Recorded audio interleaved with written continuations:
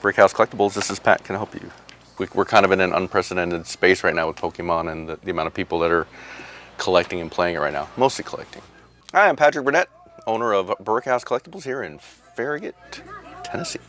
It's a tough time to try to jump into this hobby, for sure. Surging Sparks was probably the kind of the point where we kind of saw this uptick, and then it just shot straight up like a missile with like 151, and every subsequent release has just been met with just a level of demand that we've never seen before. I've never seen before. I sold Pokemon when it first came out. You're looking at the Here you go, bud. Burp. You're welcome. So we got a new release, another new release. It seems like every few months we're having a new release, but it's Pokemon Black and White releases. Well, it's kind of 2 sets in one. There's a Black Bolt and White Flare. So each have their own packaging. I think they have their unique cards within that subset. Together they make the whole set. So it's a little bit of a challenge to collectors. This set will also have a significant number of parallels and alternate art cards, which will make it very difficult to kind of get the whole set, which a lot of people like to do. So it's going to be an interesting chase for those that enjoy that. I think it's fun. It adds that level of to the hobby to be able to kind of track things down and hunt things down rather than just buying it outright. There's a joy to finding packs, cracking them, and trying to complete your set. This is a Japanese version of Team Rocket. There's a rush you get by pulling something that's $300, $400, $1,000 when out of something you just put out $5 for. Prediction? Pain. Pain. Pain. Here's some free Pokemon cards. It's kind of a form of gambling.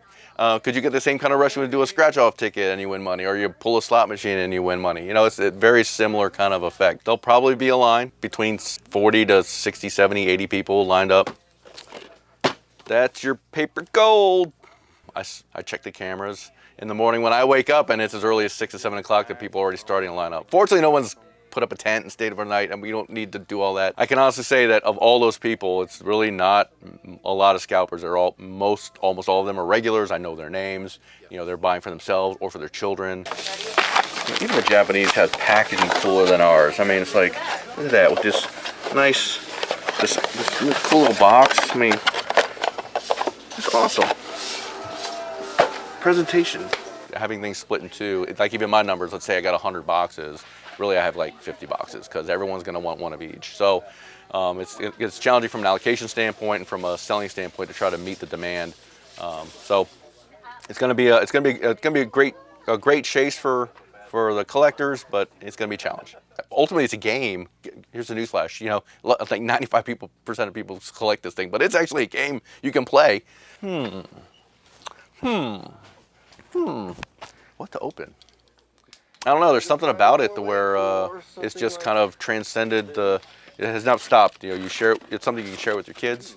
A lot of it's been around almost 27, 28 years. What's up, gang? How y'all doing?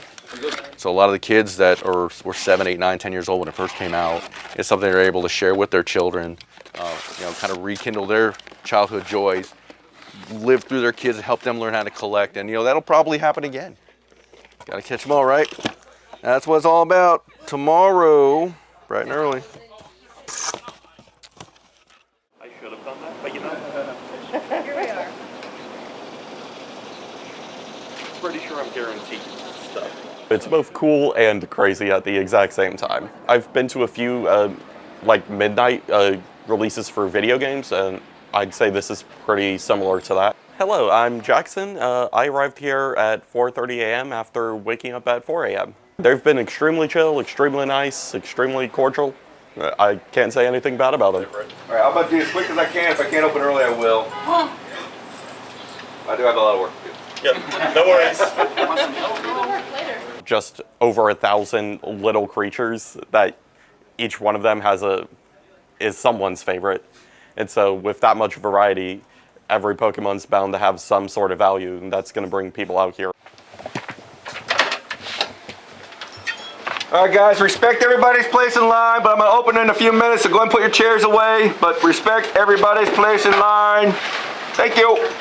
I think third in line means that today we have beat the scalpers. I'm Shy Pritchett. I got here at about 6 o'clock this morning. I'm out here with my husband, my son, and my nephew.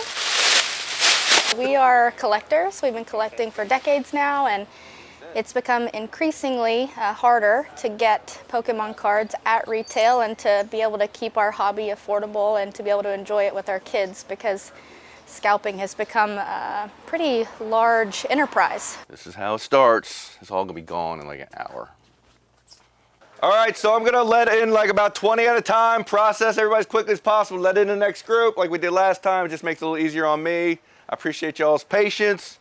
Thank you. So just to review, you can buy one of each SKU, and that's it. If you want less, that's cool. There are times when communities can really come together. I think Pat does a really great job of engaging the local community and ensuring that the releases and the different aspects of collecting stay fair and accessible to everyone who wants to do it as a hobby versus gaining financial profit. What'd you like? One of everything. 110. Okay. Wait in line just for that. It's the first split set card release in the English releases. Like split sets happen all the time in Japan, and then they're combined into a singular set and then sold over here in the US. And this is the first time they're actually keeping the two sets separate. See ya, and thank you very, very much. Hello, and goodbye. We have the original sets, the first editions, and we have some completed sets, and we're working to complete the rest of them. And we've started recently doing it with our sons, so that's what we really enjoy the most of it, is the family time we get from it. All of them. I hope we get all the cards today. The last release we got about 80% of the full set, so hopefully we'll hit about that much today, and I'll be able to log them in, and we'll keep collecting. All right, bonders are getting low, but we're still good on ETBs. Go ahead and just wrap around the table if you don't mind. When you have some of these alternative hobbies, if you will, the people involved in those hobbies seem to be, in my opinion, more welcoming, more inviting, more accepting than some of the other mainstream, more mainstream hobbies. And Pokemon is becoming more mainstream, but it's becoming mainstream in a way that hasn't been mainstream in the past. So I think it's giving folks who may have felt like an outsider or that they didn't belong somewhere a sense of belonging, and it's a much more accepting community. So that's what I love most about it. It's getting tight. It's getting tight.